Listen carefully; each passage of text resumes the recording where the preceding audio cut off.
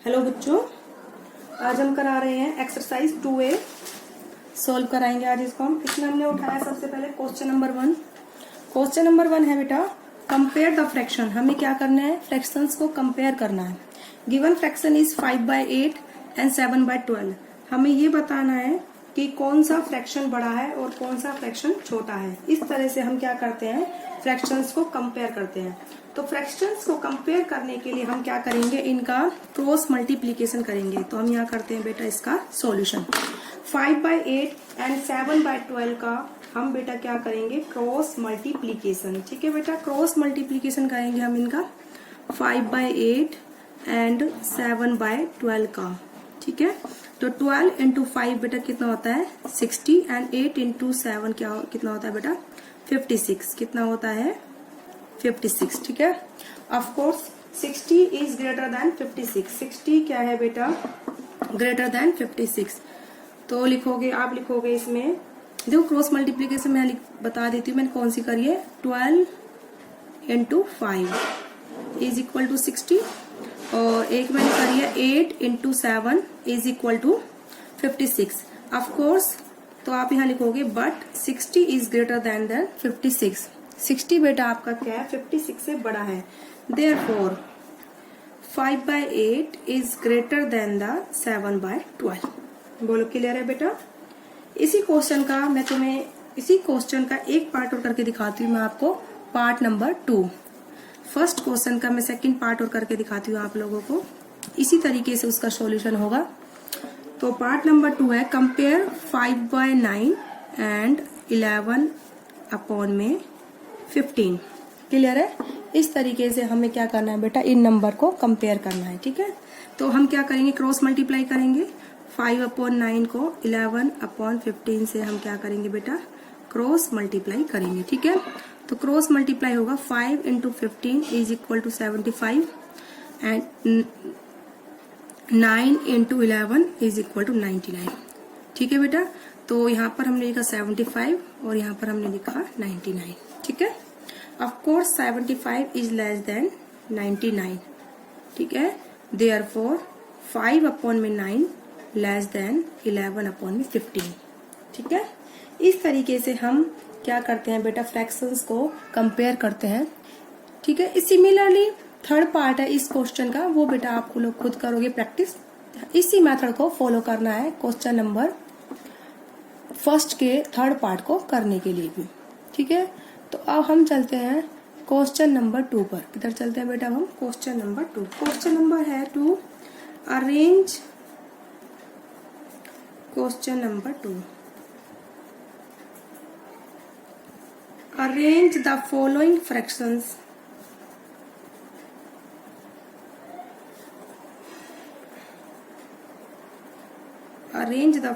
fractions in ascending order.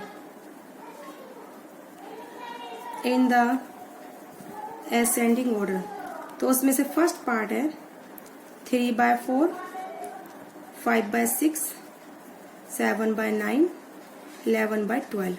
हमें इनको क्या करना है बेटा? असेंडिंग ऑर्डर में क्या करना है? अरेंज करना है।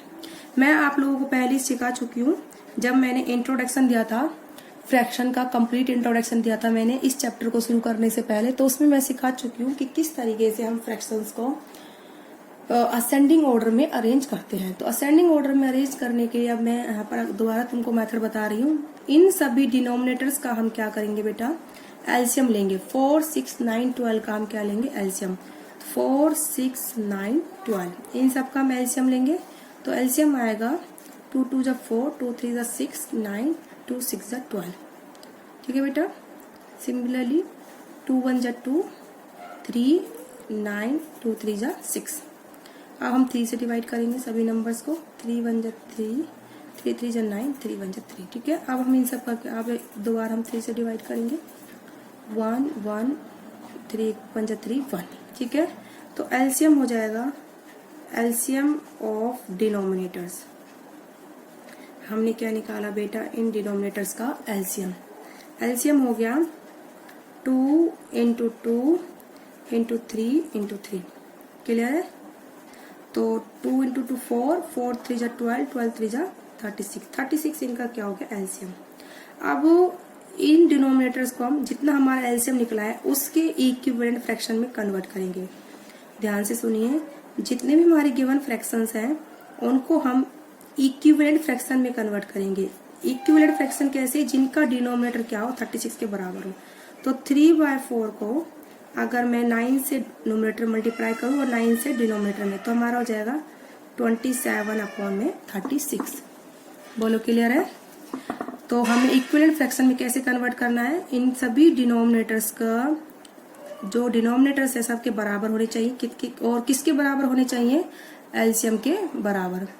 ठीक है, तो सिमिलरली मैं कन्वर्ट करूंगी अब 5/6 को अगर मैं किससे मल्टीप्लाई करूं, 6 से ही मल्टीप्लाई करूं नोमिनेटर और डिनोमिनेटर्स को। ठीक है, तो ये हमारा हो जाएगा 5 × 6 30, 6 × 6 बेटा कितना हो जाएगा 36।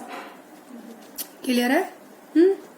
सिमिलरली अब हम करेंगे 7/9 को 4 से न्यूमरेटर मल्टीप्लाई 4 से डिनोमिनेटर में, तो ये हो जाएगा 28/36। सिमिलरली हम करेंगे 11/12 को इक्विवेलेंट फ्रैक्शंस में हम कन्वर्ट करेंगे। 11/12 को इक्विवेलेंट फ्रैक्शंस में हम कन्वर्ट करेंगे, तो हम करेंगे 3 से ही मल्टीप्लाई न्यूमरेटर को, 3 से ही मल्टीप्लाई बेटा हम किसको करेंगे? डिनोमिनेटर्स को। तो ये हो जाएगा 33/36। क्लियर है? उसके बाद मैंने स्टेप बताया था बेटा, जिस नंबर का जिसका न्यूमरेटर ज्यादा है वही नंबर हमारा क्या है? बड़ा सबसे बड़ा है। तो बेटा देखो, हमें असेंडिंग ऑर्डर में इनको क्या करना है? अरेंज करना है। तो हम पहले सबसे छोटा लिखेंगे, सबसे स्मॉलर हमारा 27/36। उसके बाद हमारा उससे बड़ा है 28/36। ठीक है, ये बड़ा है, इससे लार्जर है। एंड आफ्टर दैट ग्रेटर है 30/36। After that 33/36। तो ये नंबर्स हमारे किस में अरेंज है? असेंडिंग ऑर्डर में। तो देखो 27/36 किसके इक्विवेलेंट था? 3/4 के। अब लिख दो आप और 3/4। क्लियर है? ऐसे 28/36 किसका इक्विवेलेंट था? 7/9। क्लियर है? और 30/36 किसके इक्विवेलेंट था? 5/6।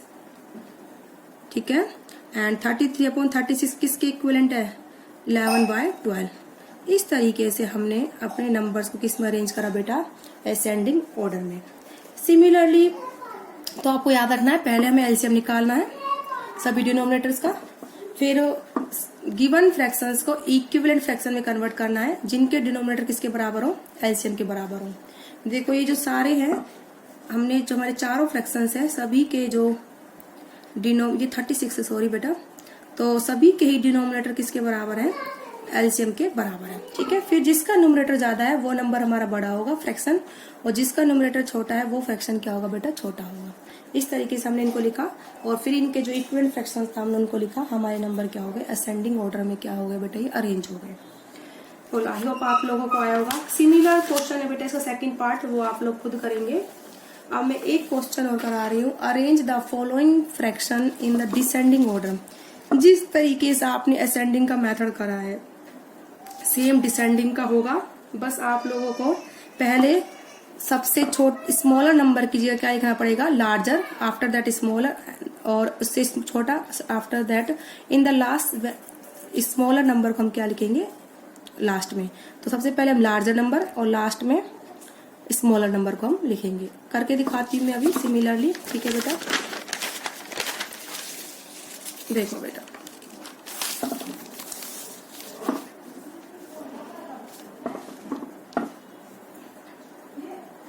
अब है क्वेश्चन नंबर 3।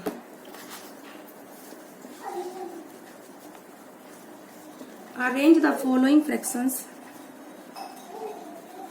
अरेंज द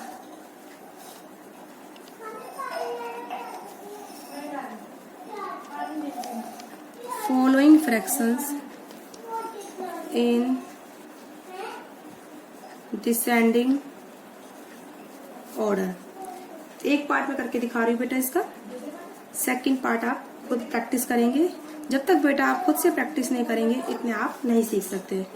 आपको खुद से न्यूमेरिकल की प्रैक्टिस जरूर करनी चाहिए। ठीक है, तो सिमिलरली हम क्या निकालेंगे? पहले गिवन फ्रैक्शंस का एलसीएम। हम लोगों को यहाँ पर कितने फ्रैक्शन दे रखे हैं? 4। तो यहाँ पर मैंने साइड में बेटा क्या निकाला? इन सब का एलसीएम। 4, 8, 12, 24 का हमने क्या निकाला? एलसीएम। तो 2 2 जा 4, 2 4 जा 8, 2 6 जा 12, 12 14। ऐसे ही 2 1 जा 2, 2 2 जा 4, 2 3 जा 6, 2 6 जा 12। सिमिलरली 2 1 जा 2, 1 जा 2, 3, 2 3 जा 6। नाउ 3 1 जा 3, 1 जा 3। बोलो क्लियर है? ठीक है। अब इनका एलसीएम हो जाएगा LCM of denominators. LCM of denominators कितना हो जाएगा? 2 × 2 × 2 × 3। 2 2 जा 4, 4 2 जा 8, 8 3 जा 24। ठीक है, एलसीएम हो जाएगा डिनोमिनेटर्स का। नाउ अब हम क्या करेंगे? गिवन फ्रैक्शंस को इक्विवेलेंट फ्रैक्शन में कन्वर्ट करेंगे। किस में कन्वर्ट करेंगे? गिवन फ्रैक्शंस को इक्विवेलेंट फ्रैक्शंस में। तो मैं पहले 3/4 को कन्वर्ट कर रही हूँ, जिसका हमारा डिनोमिनेटर किसके बराबर होगा? एलसीएम के बराबर। क्या होगा? एलसीएम के बराबर हमें इनका डिनोमिनेटर करना है। तो मैं 6 से ही नोमिनेटर को मल्टीप्लाई करूंगा, 6 से ही डिनोमिनेटर को। 3 6 जा 12 एंड 4 6 जा 24। देखो बेटा, मेरा डिनोमिनेटर इस फ्रैक्शन का, ये जो फ्रैक्शन का 3/4, इसके इक्विवेलेंट फ्रैक्शन मेरा क्या हो गया? 18/24, जिसका डिनोमिनेटर किसके बराबर है? एलसीएम के बराबर।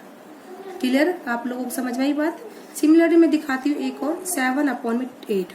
7/8 मेरा गिवन फ्रैक्शन है। इसको मैं इक्विवेलेंट फ्रैक्शन में कन्वर्ट करूंगी, जिसका डिनोमिनेटर किसके बराबर होगा बेटा? डिनोमिनेटर किसके बराबर है? एलसीएम के बराबर। देखो तो 21/24 इक्विवेलेंट फ्रैक्शन है किसका? 7/8 का, जिसका डिनोमिनेटर किसके बराबर है? एलसीएम के बराबर है। ठीक है। सिमिलरली अब हम करेंगे 7/12 को सॉल्व करेंगे। तो इसको मैं किससे मल्टीप्लाई करूंगी? 2 से, न्यूमरेटर को डिनोमिनेटर को। तो 7 × 2 14। अगर मैं 2 से मल्टीप्लाई करती हूँ, देखो मेरा इजीली हो जाएगा, 24 डिनोमिनेटर हो गया ना। अब ऐसे ही 17/24, इसको मैं किससे मल्टीप्लाई करूँ? इसका डिनोमिनेटर कितना रहे? 24 ही रहे। ये 24 ऑलरेडी है, तो हम इसको 1 से ही मल्टीप्लाई करेंगे। तो अभी ये क्या रहेगा? उससे सिमिलर रहेगा। ठीक है। अभी बेटा हमारे 4 इक्विवेलेंट फ्रैक्शंस आ गए गिवन फ्रैक्शंस के।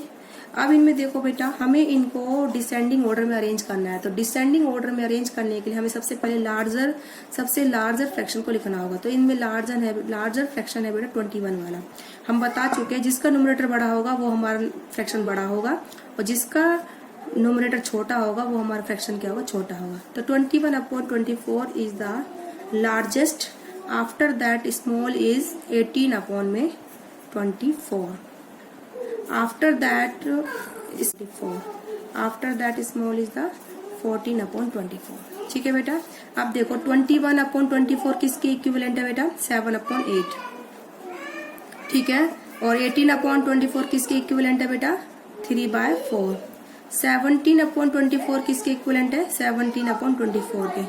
14/24 किसके इक्विवेलेंट है?